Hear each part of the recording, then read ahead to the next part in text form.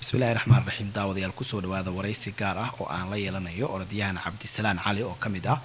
orodyahanada soomaaliyeed ee degan dalkan Switzerland. cabdisalaan waxaanu ka waraysan doonaa taariikh nololeedkiisa dhanka ciyaaraha orodada iyo waliba heerka uu haatan ka joogo orodka dalka Switzerland. marka hore cabdisalaan cali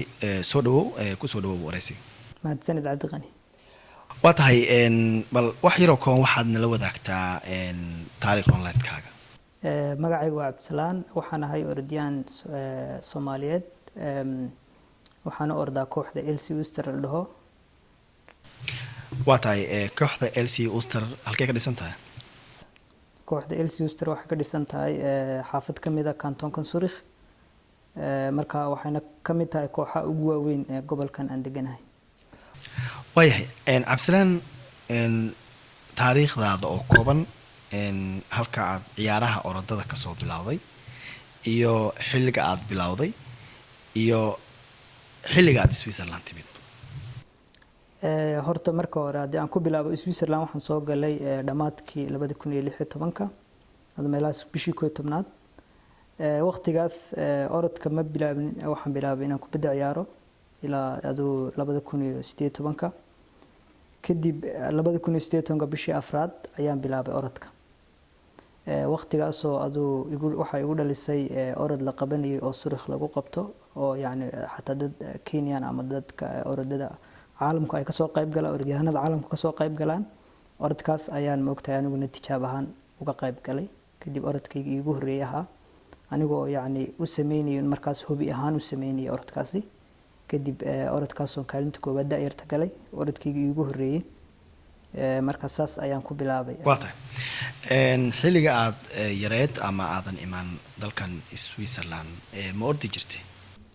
may kubadda ma ciyaari jiray, wax orada ma ordi jiray. marka qoyskiina ama familkiina ma waxa ku jiray dad orodyahana?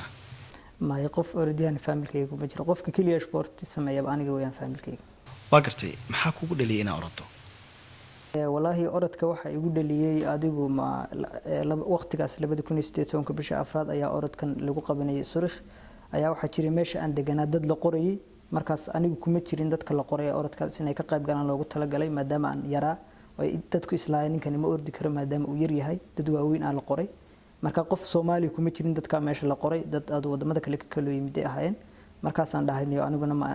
yani inaan ka qayb galo aniga oo magaca Soomaaliyeed ku ordaya. kadib markaan orodkii saas uga qayb galay, orodkii ugu horeeyay dadkii dhan ee meesha laga kaxeeyay ayaan anigu keligii kaalinta koobaad soo galay. markaas saas ayaa la iigu geeyay kooxdan LC Uster xataa. waa tahay yaa kugu dhaliyay in aad orodo, yaase gacan kaa siiyay inaad kooxda LC Uster ku biirto? wallahi horta waxa iga siiyay meel xan deganaan jiray, xaafad deganaan jiray oday deganaa oo aad waxaan isbaranay oo coach ahaa. odaygaasoo coach dadka waaweyn ahaa laakiin aan dhalinyaro ahaa, tababare ahaa dhalinyarada ma dadka waaweynka ayaa ma ogtahay arkay inaan ordi karo ama orodyahan xataa orodka isaga i diiwaan geliyay anigoo la iga reebay. marka anigoo maalin la aalmayteenay oo arkay orodkayga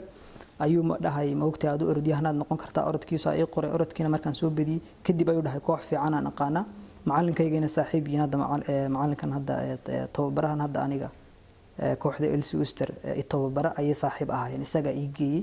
marka macalinkana waa macalin aad u fiican hadda i tababara oo kulay hadda isaga imika ma ogtay taageero badan isiya. waa tahay waxaad ii sheegtay inaad timid Switzerland 2016 orodkana waxaad bilowday 2018. marka la fiiriyo farqiga u dhaxeeyo sanooyin badan ma aha. marka misleedahay waa ku degdegtay inaad oroddo? may wallahi kuma degdegin ba, waxaan isleeyahay waaban ka daahay sababtoo ah haddii aan waqtigaas bilaabi lahaa inaan ka sii fiicnaan lahaa ayaan ogahay. waayo hadda muddo sanad iyo badhaan orodka sameeya, muddada sanadkii barkana waxaan gaadhay yani inaan noqdo dhalinyarta Swisska dadka ugu fiican in aan ka mid noqdo sanadkan 2019. waa tahay in la ordaa wax fudud ma aha oo tusaale ahaan qofka markuu ordayo wuxuu ku qasban yahay in uu awoodeeda leeyahay. marka maxaad is leedahay awoodda orodkaaga ama guulaha aad gaartay sabab ayay u yihiin? maxaa u sababay? horta waa runtaa orodku ma ogtahay wax fudud ma aha oo in la ordo qof walba iskama ordi karo horta orodku wuxuu u badan yahay adkaysi badan iyo dulqaad badan inaad ma ogtahay wax walba u adkaysato midda kale aanu saan aaminsanahay yani training badanna waan sameeyay midda kale kulay talentiga orodkana inaan leeyahay ayaan filayaa waa tahay cabdisalaam tartanka ama waxaad ii sheegtaa tartankii orod ee kugu horeeyay ee rasmi ahaa ee aad orodo ma xusuustaa ها tartanka orodka iigu horeeyay aan xasuustay wuxuu ahaa 2018 bishii afraad oo 10 kilomitir maalinta aan tartankaas orday waxaan isdhahay orod dambe inaan ordi karin waa 10 kilomitir waxay lahaayeen sida maradoonka oo kale yani anigoo tababar badan sameynayaan 10 kilomitir orday marka aad ay iigu adkayd orodka bayna iska daayay ayaan rabay laakiin kaalinta koobaad ayaan galay markaas saas ayaa moogtay dad badan ay dhahay kaalinta koobaad adigoo tababar badan qaadan ayaad gashay 10 kilomitir wax fudud maaha kadib markaa inaad orodka wado oo weeyaan kadib halkaas ayaan orodka ku sii waday waa gartay maalinta markaad kaalinta koobaad gashay oo aad ka hormartay orodyahanadii kale tartanka ugu la jiray maxaa dareentay wallahi aad baan u farxay waayo anigoo waliba magaca Soomaaliyeed ku ordaya yani oo la dhahay Cabdisalaan oo Soomaaliya ka yimid ayaa kaalinta koobaad galay farxad aad u weyn ayaan dareemay markaana waxaan yani aan isdhahay inaan sii wado maadaama waxaas ii farxad gelinaya anigoo magaca Soomaaliyeed ku ordaya oo kaalinta koobaadna galay inaan kadib saas aan ku sii wado waa tahay ilaa iyo haatan waxaad nala wadaagtaa Cabdisalaan tartamada aad ka qayb gashay kuwoodii natiijooyinka ka gaartay wallahi adoo hadda ilaa waqtigaan orday muddadaas sanad iyo barkan ordo hadii orodada aan ordo la isku wada daro waxay gaarayaan adoo ilaa 60 orod 60 kaas orod ilaa meelahaas 56 orod kaalinta koobaad ayaan galay inta aan kaalmaha labaad ama saddexaad galay way yar yihiin badanaa waxaan galaa kaalinta koobaad waa tahay marka tartamada aad ka qayb gashaa ma tartamo caalami ah mise waa tartamo gobolka aad degan tahay ee Suuriq mise waa midkii Swiiska kee ayaad ka qayb gashaa inta badan dhammaan waan ka wada qayb galaa laakiin badanka waxaa jira tartanada Swiiska ama kooxaha Swiisku sanadkii waxaa la qabtaa yani 3 tartan oo waaweyn ayaa la qabtaa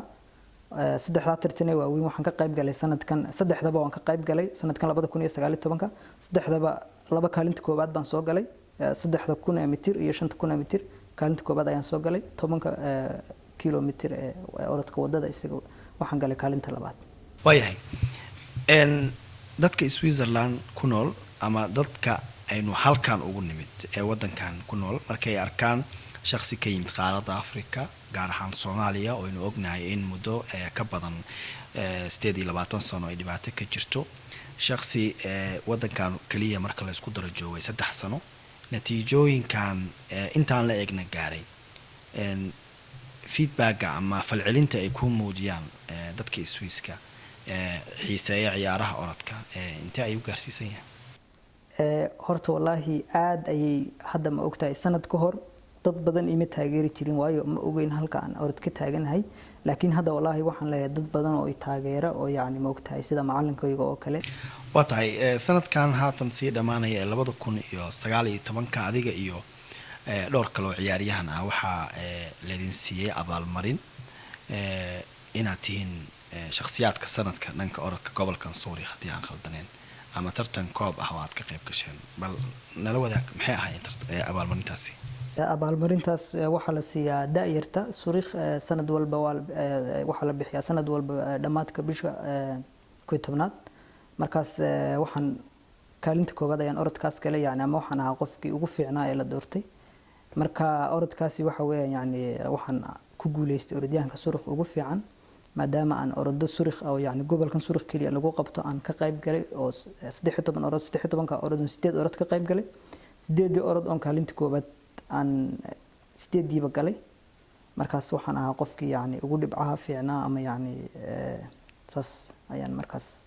orodkaas ugu guuleystay ama orodyahanka sanadka ugu fiican Suuriqan ku guuleystay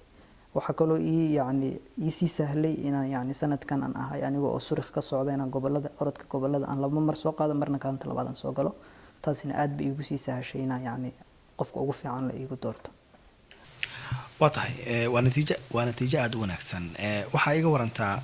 kooxda aad ka tirsan tahay LC Ulster ka dhisan gobolkan Zurich soo dhaweyn intee leeg ayaad ka heshay maamulkeeda ama macallimiinteedana qaabkee ayay kula macaamilaan wallaahi horta markii koobaad aan tegay kooxda waxaan u tegay barooba training ayaan u sameeyey 2 isbuuc tijaabo ayaan u sameeyey markaas tijaabadii aniga wiil kale ayaan ahayn oo isagu wadanka Eritrea ka yimid markaas aniga ayaa la qaatay maadaama aan isaga ka fiicnaa kadib waxa la ii geeyay macalinkan hadda tababarahayga ah macalinkaas oo isla aniga oo 2 bilood ku jira ii geeyay yani orodada heerarka ugu fiican markaas orodada heerarka ugu fiican uu ii geeyay ayaan moogtahay aan ogaaday inay yani orodka ila rabo inaan meel fiican ka gaadho kadib oo yani dhiirigelinayo kadib saas ayaan orodka anigu ugu sii dadaalay hadii aan qaybta kooxda maamulkeeda kala hadlana wallahi aad ay ii taageeraan oo taageero badan ay siiyaan yani anigana moogtahay maadaama aan kooxda anigu magaca kooxda ku orday mar walba aan kaalinta koobaad soo galo Swiiska iyo moogtahay orod walba oo gobolada ama hadii ku kooxeed noqoto ama tartan walba qabtaba anigu garanka kooxda ku orday marka kaalinta koobaad soo galo aad bay ugu faraxsiin anigana moogtahay wax walba ay qabtaan waa tahay ilaa haatan ma jiraan kooxa kula soo xiriiray oo daneynaya inaad ka mid noqoto si ay kala wareegaan kooxda LC Worcester waa jiraan horta koox waxa jira aduu kantoonkan koox badan ayaa ka dhisan Zurich laakiin waxa jira kooxdeeda iyo koox kale oo Laqta Athletic Zurich la dhaho ayaa jirta oo kooxda koobaad kooxdeeda kooxda labaad weeyaan markaas kooxdaas ayaa la damcay in la ii geeyo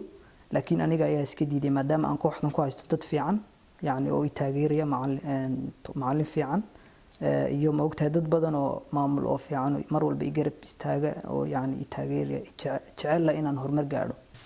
waa tahay Cabdisalaan himiladaada ama hayaankaaga aad doonayso inaad guul ku gaarto oo mustaqbal heer sare aad ku soo gaarto isla markaana maalmaha kamid aad noqoto ciyaaryahan caan ah oo dhanka orodada ah intee ayuu gaarsiisan yahay wallahi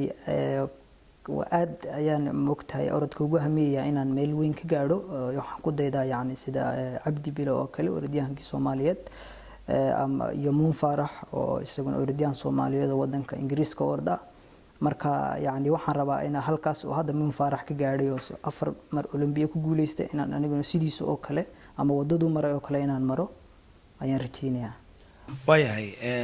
sanadkan 2019 waa gabagabo oo uu dhamaan rabaa maalmo kadib waxaa noo bilaaban doona sanadka cusub ee 2020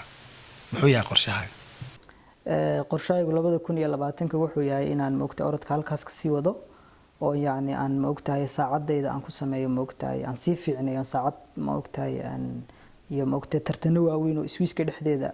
iyo ama aragtay Swiiska wadamada ka baxsan sida Germany Belgium oo kale inaan ku soo ordo ayaan rajeynayaa insha Allah waa tahay ilaa haatan ama sanadkan ma jira tartamo caalami ah oo lagu casuumay oo aad fursad u heshay inaad ka orado ha 2 orod ayaa jiray oo orodada waaweyn oo caalami ah hadda orod Lausanne magaalada la dhaho lagu qabto yani orodyahanada caalamka oo dhan yimaadaan ayaan dadka furiyay ka mid noqday oo dhalinyarada Swiiska aha kadib aniga oo orodkaas ku guuleystay yani marka furitaanka dhalinyarada iyo ordisay yani kaalinta koobaad galay waa tahay dhawaan sida aan arkay sawir aad la gashay orodyahanka reer Djibouti isna ka mid ah ciyaaryahanada orodka ee caalamiga ah ayaad kulanteen bal marka aad labadiina is hor imaateen dhiirigelinta aad ka heshay intee ay gaarsiisaneed wallahi horta orodyahankaas aan yaale reer Djibouti waxaan isku aragnay isla orodkaas ayaan isku aragnay orday Lausanne lagu qabto orodada caalamka maalinta orodkaas ayaan ku kulanay waxaan fursad u helay in yani aan maaragtay la sheekaysto ama waqti aan la qaato kadib markaas wallahi dhiirigelin aad u fiican ayuu siiyay wuxuu dhahay orodkaas halkaas ka sii wad yani orodku wuxuu u baahan yahay in loo samro oo maaragtay aadna loogu dadaalo waa tahay ugu dambeyntii waxaan soo go'aanaynaa wareysigeena Cabdisalaan Cali aad ayaad u mahadsan tahay hal iyo laba maxaad rabtaa inaad ku soo gabagabayso horta barnaamijka waxaan ku soo gabagabeynayaa horta adduunka ma ogtahay inaga dadka Soomaalida ma garanaysaa wax walba waxaan rabnaa inaan degdeg ku gaadhno laakiin wax walba adduunka oo jeceshahay lama helo laakiin waxa la helaa wax walba u dadaasho marka waxaan u baahanahay wax yani in dhalinyarada Soomaalida sideedoo kale rajeynayeen ama orod ama wax kale oo sport horumar ka gaadhaan inay ma ogtahay ay u samraan oo ay ma ogtahay ay ku dadaalaan waayahay daawadayaal aad iyo aad ayuu mahadsan yahay kaasi waxa uu ahaa orodyahan cabdisalaan cali oo ka mid ah orodyahanada soomaaliyeed ee ku nool dalkan Switzerland. cabdisalaan waxa uu ka tirsan yahay kooxda LC Uster ee gobolka Zurich ka dhisan. waraysi gaar ah ayaan kula yeeshay magaalada Zurich ee gobolka Zurich. cabdisalaan aad baa u mahadsantahay.